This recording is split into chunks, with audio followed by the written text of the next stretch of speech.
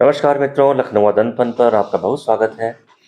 आज हमारे साथ में है एमएक्स प्लेयर पर फ़िल्म एक रिलीज़ हुई थी, बीहड़ का बागी। उसी फ़िल्म के एक्टर दिलीप आर्या साहब, जिनको लेकर के आज हम ढेर सारी बातें करेंगे और जानेंगे उनकी ज़िंदगी का हाल, उनके जीवन से जुड़ी तमाम सारी ऐसी चीज़ें जो अभी तक अनकही, अनसुनी हैं, हमारे चैनल लखनऊ दंपन पर। सर, आपका बहुत स्वागत है हमारे चैनल। बहुत बहुत धन्यवाद डॉक्टर साहब आपका कि अब अच्छा लगा आज आपसे मुलाकात हुई और इसी बहाने बहुत सारी बातें होने वाली। और जैसे ही मैंने देखा कि आप फ्लाइट में बैठ के आ रहे हैं, तो मुझे लगा था कि शायद मुझे आपका इंटरव्यू करने का मौका मिल जाएगा। और कहते हैं कि जहाँ चाहा वहाँ रहा, और ये रास्ता निकल आया। मुझे पता लगा कि आप एक स्टूडियो में डबिंग कर रहे हैं और मैंने आपको पकड़ लिया था।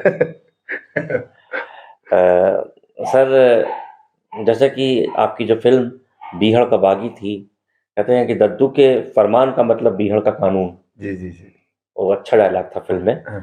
और वाकई आपका फरमान जब जारी हुआ तभी आपसे भेंट हो पाई। बाकायदा मैं फ़ोन करके, और जो आपके बॉय और जो अटेंडेंट लोग थे, सबसे मैं प्रॉपर एक अपॉइंटमेंट लेके ही पहुंचा हूँ। कुछ सवाल जो दर्शक हमारे हैं वो जानना चाहते हैं सर कि आप चूंकि उत्तर प्रदेश के एक छोटे से जनपद फतेहपुर से हैं। फतेहपुर में एक ऐसा जनपद फतेहपुर एक ऐसा जनपद जो कि जहाँ का बच्चा, जहाँ का बालक बमुश्किल अगर ख्वाब देखेगा ना, तो वो सोचेगा कि मैं कानपुर चला जाऊँ, मैं बहुत ज़्यादा लखनऊ चला जाऊँ।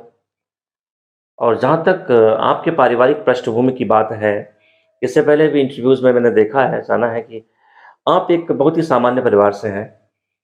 अक्सर लोग मुंबई में जाकर संघर्ष करते हैं, लेकिन आपका तो बचपन का ही संघर्ष रहा है। आपका बचपन में ही आपने बहुत संघर्ष किया है। तो क्या कुछ बताना है सर कि कैसे बचपन बीता आपका? जी जी जी। दो बातें डॉक्टर साहब, पहले तो हम लखनऊ दंदफन के सभी दर्शकों को नमस्कार करते हैं और हम ये बताना चाहते हैं कि हम खुद आपका लखनऊ दंदफन बहुत देखते हैं, क्योंकि आपके चैनल में मतलब ऐसे ही जो यूट्यूब चैनल में नॉर्मल बातें होती हैं या नॉर्मल वीडियोस होते हैं, वैसा नहीं होता। बहुत इन्फॉर्मेटिव होता है और बहुत सार्थक भी होता है। तो आपको और इनरिच करता है आपके नॉलेज को, आपकी पर्सनालिटी को। तो वो खूबी है आपके इस चैनल में, इसलिए मुझे भी जब मौका मिलता है तो मैं देखता हूँ। बहुत धन्यवाद सर आपका। और दूसरी बात रही बचपन की कि बम्बई में लोग स्ट्रगल करते हैं, हम तो गांव में ही तो है।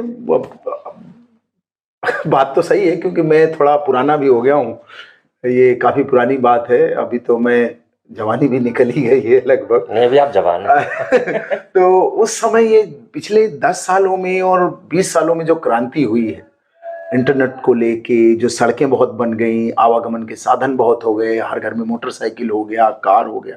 पहले नहीं होता था हमारे दौर पे, तो बहुत ही मुश्किल था। लोग टेम्पो में लटक के जाते थे, ट्रक में लटक के जाते थे। आपने देखा होगा वो सब दौर। चला हूँ सर, मैं टेम्पो में वो चला सारा हूँ। दौर देखा हो। इन्फॉर्मेशन का वो नहीं था, इस तरह का यूट्यूब नहीं था, इंटरनेट नहीं था। प्रिंट मीडिया था इक्का दुक्का, और कुछ इलेक्ट्रॉनिक मीडिया था। तो हमारे घर में टीवी भी नहीं, तो आप कनेक्ट नहीं कर पाते थे दुनिया में क्या हो रहा है, उसके बारे में भी इंफॉर्मेशन नहीं होती थी। आवागमन भी बहुत मुश्किल होता है। आपने देखा होगा कि पहले बारातों में हम लोग जाते थे तो रात में बारात करने के बाद वहीं रुकते थे। आज तो कितना भी दूर हो, आदमी अपना गाड़ी निकालता है और बारात करके रात में सोने के लिए फिर घर आ जाता है। 3-3 दिन की बारातें मैंने भी करी। 3 दिन की करी, हमने तो एक ही दिन वाली करी है। तो वो दौर थोड़ा सा मुश्किल था। और पारिवारिक पृष्ठभूमि, जैसा कि आपने पहले भी देखा होगा, बहुत सारे इंटरव्यूज में मैंने बोला है कि पिताजी का बचपन में देहांत हो गया था। तो जब हम 3 बहन 3 भाई 6 लोग और माता जी मिला के 7 लोगों के परिवार का भरण पोषण ही अपने आप में बहुत बड़ी समस्या थी, क्योंकि आपकी अर्निंग कहीं से है नहीं। तो बड़ा मुश्किल का दौर था। तो बस बचपन में जैसे बच्चे अभी अपने बच्चों को बोलते हैं ना, हम या आप भी बच्चे को बोलते हो डॉक्टर बनेगा, वो माँ बाप बोलते हैं बेटा डॉक्टर बनेगा, बिटिया इंजीनियर बनेगी, या बिटिया डॉक्टर बनेगी, बेटा इंजीनियर। तो ऐसा कोई सिखाने वाला बताने वाला तो था नहीं। बचपन का मन, जो कल्पनाएं जो जहाँ ले जाए वहाँ चली गई। तो कल्पना में देखा और दूर के सपने देखे, और वो बस ठान लिया। ठान इसलिए पाए कि खोने के लिए हमारे पास कुछ नहीं था। जो जिस बुरे दौर से हम गुजर रहे थे, उससे बुरा और कुछ क्या हो सकता था, जहां केवल पल के कुछ भी आम घास फूस मिल जाए खा के बड़े हो जाओ और उतना ही करने के लिए मुश्किल था, तो मतलब खोने के लिए कुछ था ही नहीं, तो इसलिए वो डर नहीं था कि क्या करेंगे कैसे करेंगे। वो देखा जाए, योद्धा ही हम सदा रहे, तो एक लड़ाई और सही। जी। आज भले ही तमाम सारे साधन हो गए हैं कम्युनिकेशन के, फिल्म के, एंटरटेनमेंट के, यूट्यूब और मल्टीमीडिया प्लेटफॉर्म, लेकिन सर उसके बाद भी आप बताएं, आपको कि एक्टर बनना, स्टार बनना, एक स्टारडम लाना इतना आसान नहीं है, और आप निश्चित रूप से फिल्मों के पोस्टर देख के आगे बढ़े होंगे। जी बिल्कुल, अभी तो हर घर में जब से मोबाइल आ गया है, यूट्यूब आ गया या इंस्टाग्राम आ गया, इसके पहले टिकटॉक था, तो हर घर में हीरो हो गए हैं, हर मोहल्ले में एक दो स्टार होता है, सब अपने मोहल्ले, और हर माँ का बेटा तो स्टार होता ही है। वो दिन में 4 बार कपड़े बदलेगा, 5 बार कंघों में बालों में हाथ लगाएगा, और झटक के कॉलर जब चलेगा, और वो थोड़ा जवानी में होता भी है, होना भी चाहिए। तो पहले और मुश्किल था, आज चूंकि OTT प्लेटफॉर्म।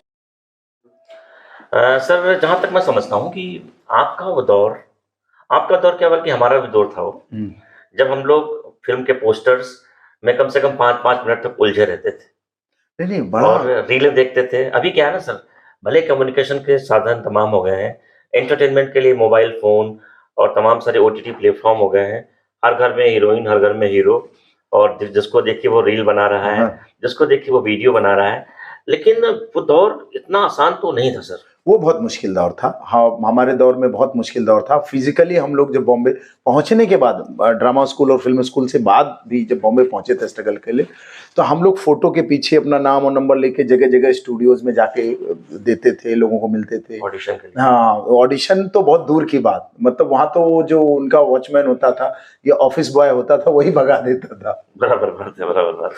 तो मुश्किल तो था।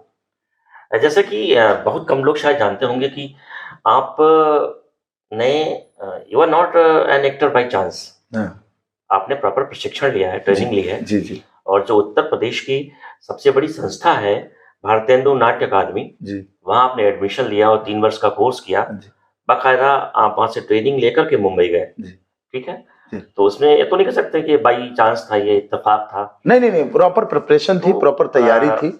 क्योंकि आप जिस फैमिली बैकग्राउंड से आते थे, और उस बैकग्राउंड से आने के बाद आप सीधे लखनऊ आते हैं, फिर एक बड़े संस्थान में जहां पूरे प्रदेश और देश के बच्चे पढ़ने आ रहे हैं, एक्टिंग के हुनर सीखने आ रहे हैं, तो फिर वहां पे आपको कोई असौलियत, कोई डिस्क्रिमिनेशन, कोई भेदभाव ऐसा कुछ लगा कभी? नहीं, मैं पहले लखनऊ नहीं आया, मैं अपने गांव से भाग के पहले दिल्ली गया, NSD गया, और मैं वहाँ एक्ट वन में थिएटर करता था। और मेरे साथ के लोग, जो मेरे बैच के लोग, कई पढ़ने, जो साथ में पढ़ने वाले, कोई दरोगा हो गया, कोई मास्टर हो गया, तो घर वालों का प्रेशर बहुत रहता था।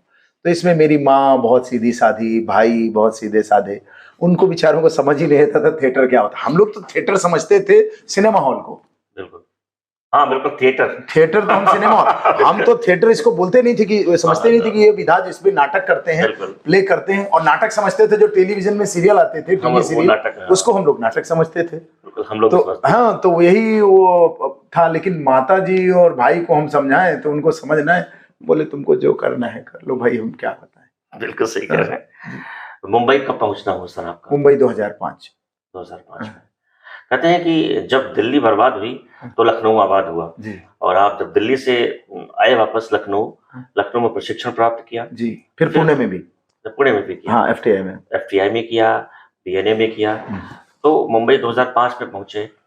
तो चूंकि ये है ना कि अगर बाप हीरो है तो बेटा हीरो बनेगा। दिल्ली पारिया तो एक नया चेहरा था मुंबई के लिए, आपने संघर्ष की बातें बताई अभी कहीं, आखिर वो नेपोटिज्म वाली बात है ना। मैंने कुछ ऐसे हीरो देखे हैं, नाम लेना उचित नहीं रहेगा, जिनमें ना अक्ल है ना शक्ल है, लेकिन पता नहीं क्यों प्रोड्यूसर्स, डायरेक्टर्स उन पे लगातार दांव लगा जाते हैं। अरे भाई, उनके फादर, उनकी फैमिली में लोग फंडर होते हैं, फिल्मों को फंड करते हैं, प्रोड्यूस करते हैं, भाई हैं, चाचा हैं, दादा हैं, परिवार वही है, सब जड़ें मजबूत। तो उनको एक फिल्म फ्लॉप हुई तो दोबारा मौका मिलता है, तिबारा मिलता है, 4 बार मिलता है, 10 बार मिलता है। हमारी तो एक फिल्म आई, सुपर डुपर हिट रही, वेब सीरीज, इसके बाद भी लोग मानने को ही तैयार नहीं। तो अब हम क्या कहें, बड़ी विडंबना है। और मैं तो चाहता हूं कि भाई जनता या वहां के जो सुनने वाले, थोड़ा तो आदमी के काम की और उसकी कदर होनी चाहिए, उसके टैलेंट की। आप मेरिट पे तो कुछ ना कुछ तो मेरिट पे होना चाहिए, सब पूरा तो भाई भतीजावाद पे नहीं होना चाहिए। आप करिए, आपका बेटा है, आप उसको लॉन्च करिए, आपका भतीजा है, आप पैसे लगा रहे हैं, करिए, लेकिन मेरिट पे कहीं कहीं दूसरों को भी मौका मिलना चाहिए। बिल्कुल सही कहा आप। एक्टिंग मेरे ख्याल से कोई एंसेस्ट्रल प्रॉपर्टी नहीं है कि दादा की रही फिर पिताजी की हो जाएगी, फिर बेटे की हो जाएगी। ये ऐसा आप मानते हैं, ऐसा बाकी सारी दुनिया मानने लगे और फिल्म इंडस्ट्री के लोग भी मानने लगे तो अच्छा है। It is spontaneous attitude of man जी, तो अंदर से स्वतः निकलती है ना सब। जी जी जी जी। ये जो आपकी एक फिल्म डेब्यू फिल्म थी बीहड़ का बागी जी, बाई चांस वो आपकी जो पृष्ठभूमि है फतेहपुर जनपद जी उसी के आसपास एक डाकू हुए, जी, कहते हैं कि दद्दू डाकू या मसीहा, जी उसमें डायलॉग भी था। जी। तो निश्चित रूप से उनकी कहानी बड़ी दिलचस्प है हाँ, और आपने उसको और भी दिलचस्प तरीके से दिखाया। जी लाखों करोड़ लोगों ने आपको स्नेह दिया, प्यार दिया हाँ, उस फिल्म के लिए। हाँ। तो ये ख्याल कहाँ से आया कि आप दद्दू पे एक फिल्म बनाए, नहीं, ददुआ पे एक अभी फिल्म बनाए? काफी पिछले एक दशक से आप नोटिस करेंगे कि इस तरह के किरदारों पे फिल्में बन रही हैं, जो जो थोड़ा फेमस हैं, वो अच्छे हों या बुरे हों, या कोई भी ऐसी पर्सनालिटी, कोई भी ऐसी शख्सियत, कोई भी ऐसा विषय जो ज्यादा चर्चित है, तो उस पे फिर आईबॉल्स ज्यादा आ जाते हैं। तो इसलिए ये बहुत हमारे बुंदेलखंड, चूंकि मैं बुंदेलखंड का आता हूँ और बुंदेलखंड के प्रति मेरी एक जो जिम्मेवारी थी या मेरा उत्तरदायित्व था कहें, तो मैंने कहा यहीं से शुरुआत करते हैं। तो हमारे इस बुंदेलखंड में बहुत मशहूर लोग उनको डाकू बोलते थे, वो अपने आप को बागी बोलते थे, इसलिए हमारी सीरीज का नाम बीहड़ का बागी है। तो उन पे हमने ये फिल्म की। कहते हैं कि मजबूर होकर तो बागी बने और बागी बन के भी मजबूर हो गए फिर तो लानत। जी जी जी, आप ही का डायलॉग है। जी जी जी जी जी। तो उसमें कहना है कि आपने एक साबित किया कि charity always begins at home. जी, घर से ही शुरुआत की आपने। जी जी, आपने डेब्यू फिल्म की। मेरे ख्याल से जो आपकी फिल्म थी बीहड़ का बागी, वो आपके साथ साथ में जो डायरेक्टर थे उस फिल्म के रितम श्रीवास्तव जी, उनकी भी डेब्यू फिल्म थी वो। जी, हम दोनों की डेब्यू फिल्म थी। आप दोनों की डेब्यू फिल्म थी।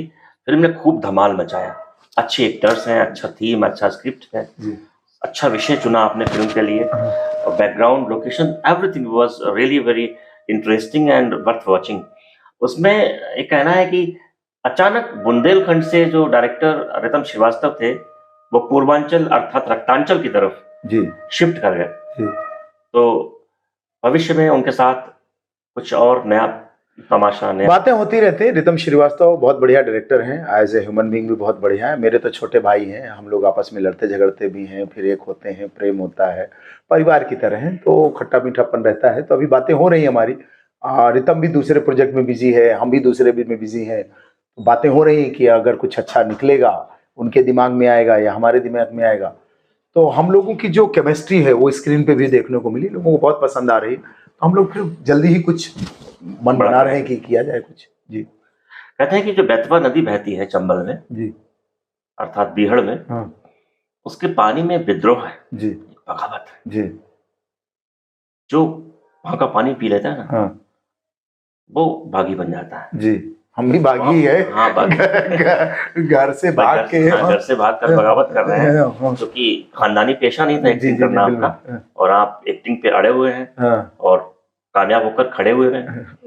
तो ये बड़ी अरे बात बहुत है। मुश्किल है, बड़ा दूर से देखने में सब बड़ा अच्छा लगता है। बुंदेलखंड और बीहड़ और चंबल, जो वहां का जीवन स्तर है, वहां पे या तो आदमी सामान्य व्यक्ति बनकर जीता है, या फिर थोड़ी भी मशहूरी, थोड़ी फेम पाने के लिए वो फिर रुख कर लेता है चंबल का और बीहड़ का। जी, तो और चंबल और बीहड़ का रुख करने के बाद उसमें से कई लोग संसद का रुख भी कर लेते हैं। जी, तो आपको क्या लगता है कि अभिनेता का दौर हाँ, खत्म होगा या उसी के बीच में राजनीति में जाने का तो ऐसा मन बना रहे कैसे? दो बातें वे आपके इसमें दो जवाब आएंगे इस सवाल में। एक तो बुंदेलखंड में बहुत गरीबी है, उस बात का मैं जितना विकास पूरे देश में हुआ है वो उस समानता में बुंदेलखंड को नहीं देखा गया। मैं अभी गया था एक कार्यक्रम में, फ्लाइट से उतर के सीधे उधर ही गया था, तो बहुत मतलब अब तो हो रहा है कुछ कुछ काम, लेकिन बहुत पिछड़ा हुआ है। तो अभी ज़रूरत है बुंदेलखंड को उस मुख्य धारा से जोड़ने की, और इसके लिए लोग लगे भी हुए हैं। बुंदेलखंड के लोग जो वहाँ के राजनेता हैं वो भी लगे हुए हैं। सरकारें भी शायद उधर ध्यान दे ही रही होंगी, तो वो दे रही। रही बात मेरी राजनीति में आने की, तो आजकल तो दौर चल गया है कि सारे जो कलाकार हमारे पूर्वांचल के वो तो सब सांसद जी हो गए, माननीय जी हो गए हैं। कुछ बम्बई वाले भी हैं, वो भी माननीय जी भी हो गए हैं। और कुछ कुछ लोग अभी 2024 आ रहा है, वो भी उस मुख्य धारा में आ जाएंगे राजनीति के। तो ये समय और नियति तय करेगा कब किधर जाना है। हमने तो अपने आप को बहाव में छोड़ दिया है। अभी तो फिल्में कर रहे हैं, अभी भी यहाँ एक फिल्म की डबिंग चल रही है, और वो सब वही है, वही जो राम रचि रखा सब उस पर। दिलीप पाठक साहब, उत्तर प्रदेश में फिल्म सिटी बनाने को लेकर खूब चर्चा थी जी, जिसको लेकर के आए दिन बैठकें भी होती हैं, लखनऊ में होती हैं, दिल्ली में होती हैं, कभी कभी मुंबई में भी होती हैं। कोई कहता है कि गोरखपुर में बननी चाहिए, कोई कहता है कि पूर्वांचल में बननी चाहिए, कोई कहता है कि रोहिलखंड में बननी चाहिए जी, कुछ लोगों की राय है कि नोएडा में बनाई जाए जी। तो मैं जानना चाहता हूं कि एक्टर दिलीप आर्या क्या सोचते हैं इसके बारे में? हम ये सोचते हैं कि सरकार जो पूरा प्रदेश चला रही, इतना बड़ा प्रदेश है जो किसी भी छोटे मोटे देश से बड़ा है, वो लोग अपनी समझ रखते होंगे, उनको जहां उचित लगेगा वहां रखेंगे। हम तो ये चाहते हैं कि अगर जो एरिया पिछड़े हुए हैं वहां रखते तो ज़्यादा सहूलियत होती। फिर भाई जो सरकार की वो है अपनी रणनीति और उनका जो उनकी धारणा है, तो वही सही है। अब जहाँ अगर आप सरकार होते तो कहाँ बनाते? हम तो बुंदेलखंड के, तो हम तो बुंदेलखंड ले जाते भाई। सीधी सीधी बात है, हम तो बुंदेलखंड में बनाते। अच्छी बात है कि हर कोई फिल्म सिटी को अपने घर की तरफ खींचना चाहता है। और क्या। मुझे कहना है कि बीहड़ का बागी बड़ी ही चर्चित फिल्म रही है आपकी एमएस पर। उसके बाद आपने जो अमर शहीद, देश की रक्षा में, देश की हिफाजत में डटे फौजियों के लिए आपने एक गाना भी बनाया, रिकॉर्ड करा, जिसको जावेद अली साहब ने गाया। जी जी जी। और उसमें गजब की एक्टिंग थी आपने। Thank you. और बहुत अच्छा काम किया आपने। जी जी जी। इसके बाद दर्शक आपके बड़ा प्रतीक्षारत है कि बीहड़ का बागी पार्ट 2 जैसा कुछ आएगा क्या, या फिर नया क्या आ रहा है सर आपका? नया तो अभी देखो, मैं थोड़ा अलग तरह का कलाकार हूँ। मैं अपनी शर्तों पे काम करता हूँ, जो मुझे अच्छा लगता है मैं वही करता हूँ, और मैं अलग अलग तरह के किरदार करना चाह रहा हूँ। तो मेरी अभी एक फिल्म, आपने एक सीरीज देखा बीहड़ का बागी, जिसमें है बड़ी बड़ी दाढ़ी। दूसरी एक फिल्म आ रही है मेरी, नाच बसंती नाच, जिसमें आप मुझे देखेंगे। बसंती शोले वाली कैसे? हाँ, वो शोले वाली बसंती नहीं है, दूसरी बसंती है जिसमें मैंने पहन रखा है साड़ी। तो यानी कि वैरायटी ऑफ एक्टिंग जी बिल्कुल अलग है। जी बिल्कुल अलग है। तो लोग मैस्कुलिन मैन जो बीहड़ का बागी था, जो एक्शन करता हुआ आदमी अभी अचानक ठुमका लगाता दिखाई देगा, बंदूक से अचानक लहंगे के संदूक पे आ गए। जी जी। अच्छा, बड़ी अच्छी बात। तो लोगों को, दर्शकों को उम्मीद है, वो लोग बहुत सारे जो मेरे जो बहुत करीबी हैं, मेरे सहपाठी, मेरे मित्र, मेरे दोस्त, मेरे परिवार के लोग या मेरे दर्शक, वो ये अपेक्षा करते हैं कि ये आदमी कुछ अलग करेगा और कुछ अच्छा ही करेगा। तो वो बस उनकी उम्मीदों पे खरा उतरने के लिए मैं जद्दोजहद करते रहता हूँ। अभी भी मेरा जो नई नई कहानियां सुनने का, नए नए विषय चुनने का जो प्रयास है, वो अनवरत चालू रहता है। जब वो ऐसा लगेगा कि ये सबसे थोड़ा हटके अलग है, जो परंपरागत तरीके से चलती हैं फिल्में, वो हम उससे थोड़ा बच के चलना चाह रहे हैं। नाच बसंती नाच की जो शूटिंग हुई है वो उत्तर प्रदेश में ही, वही बुंदेलखंड वाला एरिया, बुंदेलखंड, बस वही बुंदेलखंड का। अच्छा है। तो उत्तर प्रदेश में फिल्म निर्माण को लेकर आप क्या संभावना बताते हैं?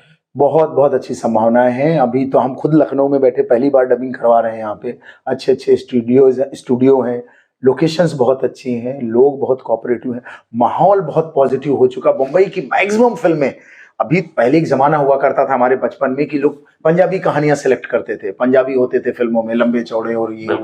अब ज्यादातर ये नॉर्थ इंडिया, मतलब उत्तर प्रदेश, बिहार और मध्य प्रदेश। बिहार की भी कहानी है तो लोग उत्तर प्रदेश में शूटिंग करते हैं, झारखंड की भी कहानी है तो उत्तर प्रदेश में शूट करते हैं। तो शूटिंग के लिए बहुत पॉजिटिव माहौल बना हुआ है। ये तो मुंबई में बैठे हमको महसूस होता है। और हमारे जो प्रदेश के मुखिया हैं वो भी समय समय पर मुंबई दौरा लगाते रहते हैं, अभी भी गए थे। तो उन लोगों को और मतलब हौसला बढ़ता है लोगों को, चले उत्तर प्रदेश में। और सरकार ने सिंगल विंडो क्लियरेंस का एक वो खोल रखा है फिल्म बंधु के माध्यम से। परमिशन, लोकेशन और सब सब्सिडी दे के और लोगों का मनोबल बढ़ा रहे हैं। सब्सिडी भी दे रहे हैं जी। अभी मैं एक स्टूडियो में गया था तो मैंने देखा था कि वहाँ अमिताभ बच्चन साहब रिकॉर्ड करने आए थे, और जहाँ हम लोग भी बैठे हुए हैं, मेरे ख्याल से यहाँ भी बड़े बड़े डायरेक्टर्स और एक्टर्स यहाँ आते रहते हैं। अभी बताया हमको स्टूडियो के जो मालिक हैं, उन्होंने बताया कि सब यहाँ आते रहते हैं। हम यहाँ रिकॉर्डिंग के लिए पहली बार आए हैं। तो हमारे उत्तर प्रदेश के कलाकार हमारी हर फिल्म में बहुत होते हैं, और लखनऊ, कानपुर और बुंदेलखंड के बहुत सारे कलाकार होते हैं। तो उन लोगों को यहीं बुला के यहीं इनको शूटिंग करवा लिया, यहीं इनकी डबिंग करवा लिया। हाँ, तो घर बैठे वो लोग फिल्में कर रहे हैं, उनको मुंबई में धक्के खाने की जरूरत नहीं। जो नाच बसंती नाच की जो डबिंग चल रही है जी, इसमें बस थोड़ा बसंती के बारे में पूछना है कि ये बसंती वही है जो कुत्तों के सामने नहीं नाचती है? हाँ, लेकिन दर्शकों के सामने नाचेगी। दर्शकों के सामने नाचेगी। हाँ, दर्शक तो भगवान होते हैं भाई। हाँ, दर्शकों के नाम, वो जिसको चाहे हीरो बना दें और जिसको चाहे। हाँ, ये अपने हिंदुस्तान के और ये कहें पूरी दुनिया के आजकल दर्शक बहुत होशियार हो गए, और उनको आप मूर्ख नहीं बना सकते अब। तो वो बहुत सारी फिल्में देखो ना, लाइन से बहुत सारी फिल्में नहीं चल पा रही। बहुत सारे लोग, अब फिल्मों का प्रोडक्शन बहुत बड़ा है, कलाकार बहुत बड़े हैं, तो अभी दर्शक हमारे बहुत होशियार हैं। वो समझ जाते हैं कि इसको अच्छा है तो देखेंगे, नहीं अच्छा है तो नहीं देखेंगे। कहते हैं कि कुछ बंदिशें होती हैं, हम थीम और स्टोरी की बात नहीं कर सकते हैं। बहरहाल मैं कामना करता हूँ कि नाच बसंती नाच आपकी जल्दी रिलीज हो जी, और ढेर सारी सफलता मिले उसको जी।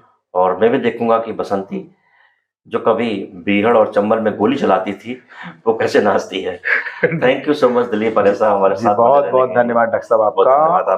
बहुत बहुत धन्यवाद आपके दर्शकों का। Thank you.